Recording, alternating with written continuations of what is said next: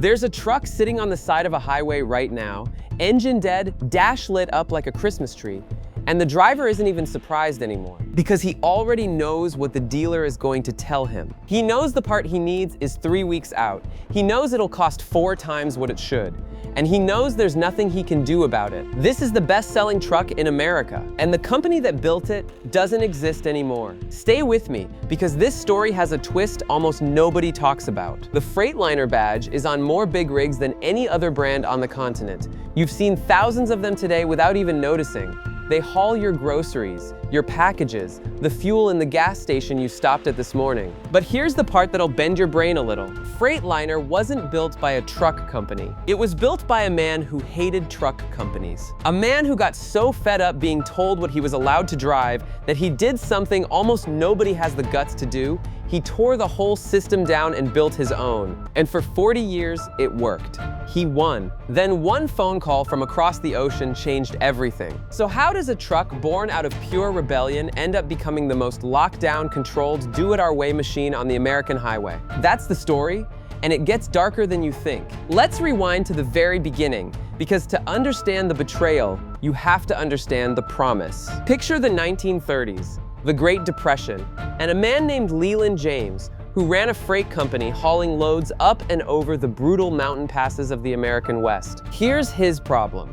The trucks he could buy were heavy, steel-bodied beasts that ate fuel, struggled on the grades, and couldn't carry enough cargo to make the math work. So Leland did what any reasonable businessman would do. He went to the truck manufacturers and said, "Build me something lighter." And they laughed at him. They told him no.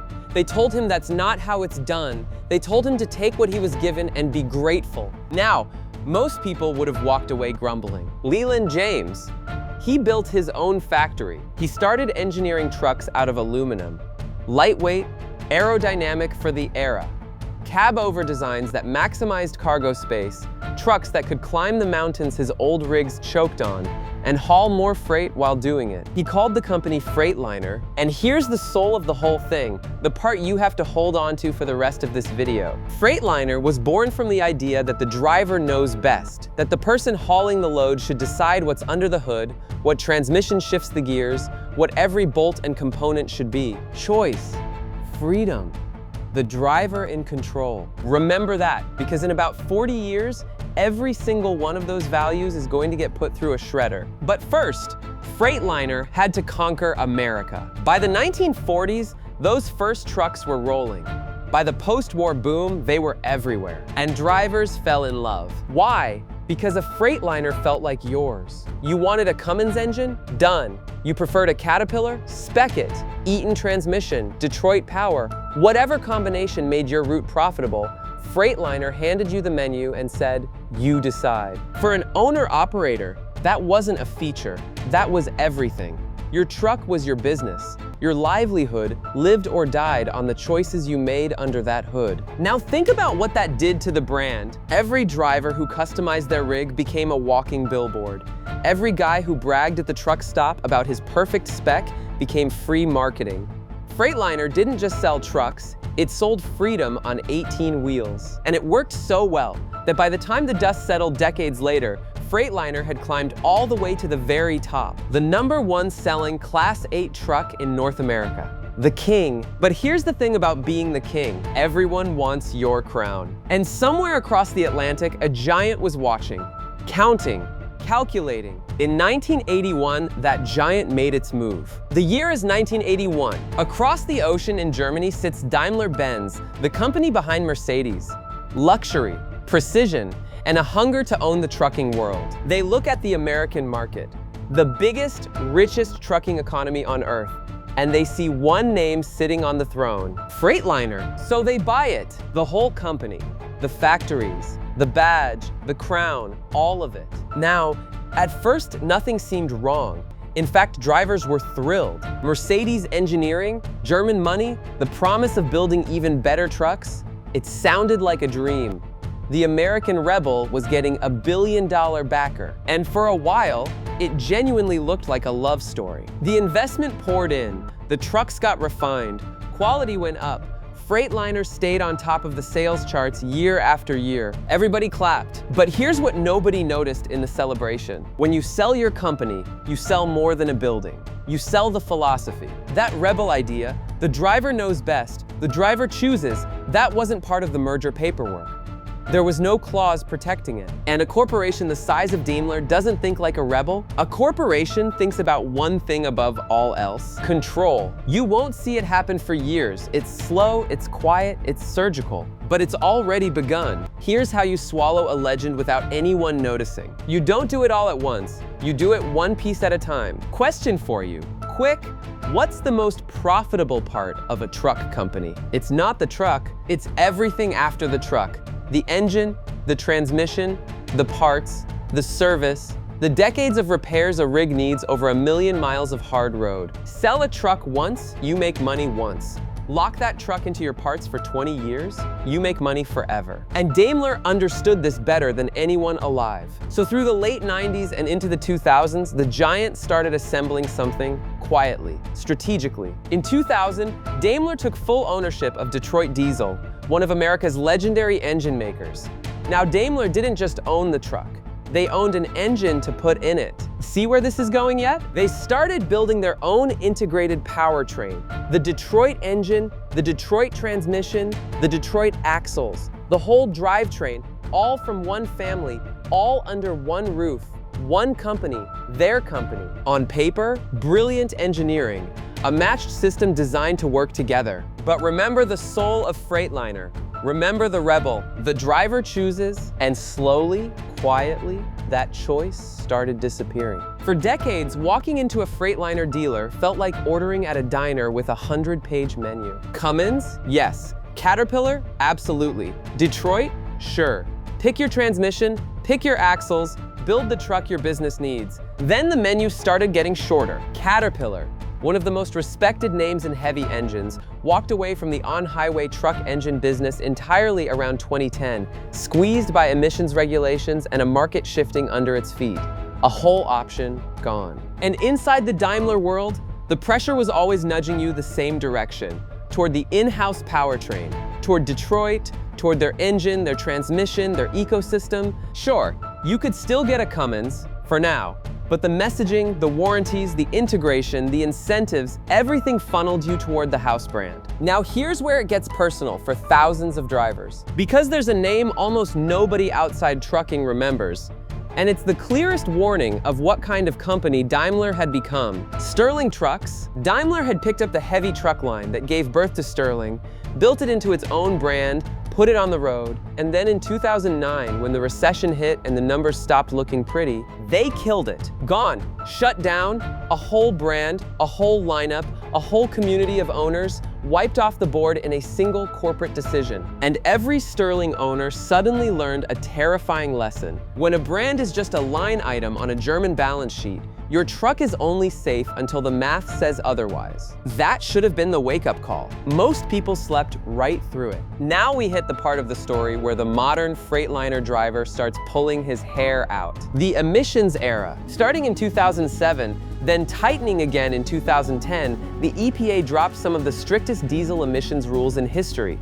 Suddenly, every truck needed complex new aftertreatment, diesel particulate filters, the dreaded DFA system, sensors stacked on sensors, regeneration cycles, the works. Now, to be fair, every manufacturer had to deal with this. It wasn't a Daimler conspiracy, it was the law. But here's where the story gets sharp. When your truck is a tangled web of proprietary engines, proprietary software, and proprietary aftertreatment, all designed by one company to talk only to itself, who do you think holds all the power when something breaks? Not you. Drivers started telling the same story over and over. A sensor throws a code, the truck derates, drops its own power to a crawl to protect itself. You limp to a dealer, and then you wait. You wait for a part, you wait for a tech who's certified on that exact system, you wait for software that only the dealer can flash. Early Detroit engines in that emissions transition, plenty of owners reported headaches, after treatment gremlins, regen problems, electronic faults that stranded them at the worst possible moments. And every hour a truck sits in a bay is money and owner-operator is bleeding. The rebel philosophy was, the driver is in control. The new reality?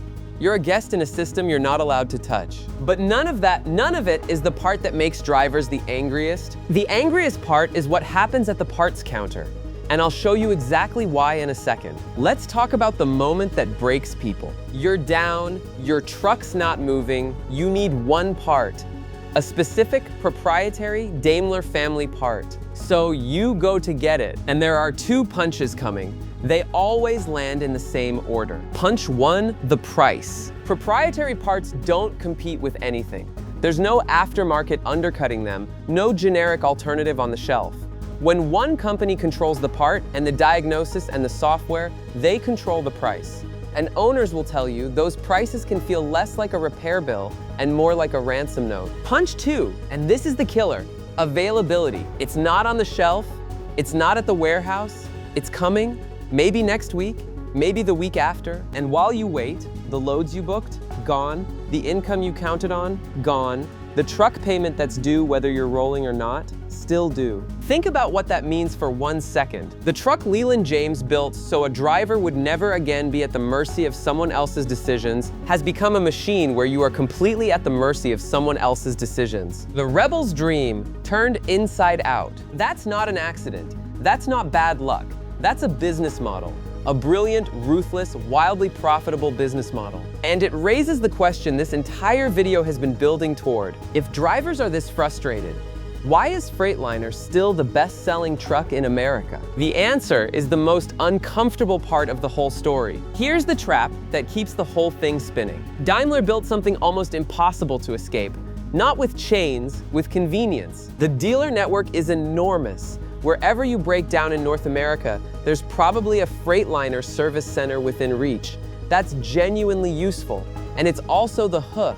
The trucks are cheaper to buy up front than a lot of competitors.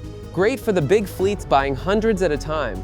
The integrated powertrain does deliver strong fuel economy when everything's working. And over 1 million miles, fuel is the biggest cost there is. So the giant fleets crunch the numbers and they say, buy Freightliner. Cheaper trucks, better mileage, dealers everywhere, the math wins. And those fleets are buying in such gigantic volume that they hold the sales crown up all by themselves, whether the guy in the cab loves his truck or not. That's the genius and the cruelty of it. The brand that was built for the independent owner-operator, the rebel, the one-truck dreamer, now thrives because of the exact opposite of that person. Because of massive corporate fleets where no single driver gets a say in anything. The rebel's truck became the corporation's truck.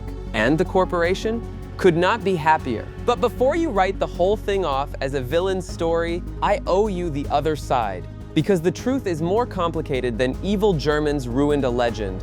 And ignoring that would be lying to you. Here's what an honest video has to admit. Daimler didn't run Freightliner into the ground. By the numbers, they did the opposite. They kept it number 1. They poured real engineering into it. The modern Freightliner Cascadia is by most measures an incredibly capable, fuel-efficient, advanced machine.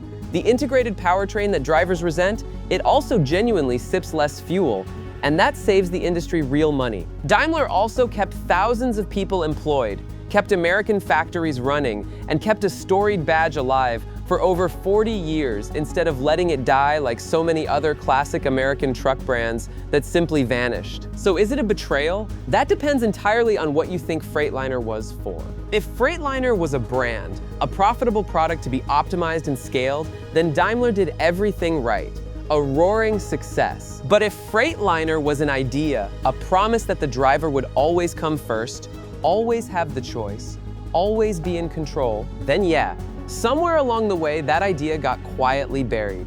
Not in a single dramatic moment, but in 1,000 small business decisions, each one perfectly logical, each one stripping away a little more of the rebel's dream. The truck survived. The soul is the thing that got gutted. So let's go back to where we started. That driver on the side of the road, engine dead, dash lit up, waiting on a part that's 3 weeks out and 4 times the price? He's not surprised. He told you that at the very beginning, but now you understand why he's not surprised. because he knows the history he's sitting inside of. He knows that almost 100 years ago, a man named Leland James got told no by the truck companies and got so angry about it that he built an entire industry-changing company just so a driver like him would never have to feel powerless again. And he knows that today, sitting in the best-selling truck in America, powerless on the shoulder of a highway, he's living proof of how completely that promise got reversed. That's the Freightliner Betrayal.